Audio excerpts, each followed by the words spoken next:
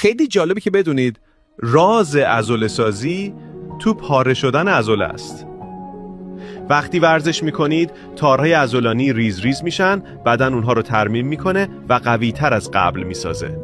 این چرخه تخریب، ترمیم و تقویت راز عضله‌سازیه. حالا همین فرایند برای ذهن هم وجود داره. وقتی با شکست یا استرس روبرو میشیم روانمون ترک میخوره، اما اگه بهش فرصت بدیم شروع میکنه به بازسازی. مغز هم با نوروپلاستیسیتی مسیرهای عصبی تازه میسازه و هر بار که تمرین میکنیم یا از دل سختی عبور میکنیم قوی تر میشه. پس همونطور که عضلات بدون فشار رشد نمیکنن، ذهن هم بدون چالش قوی نمیشه. سختی ها همیشه بد نیستن.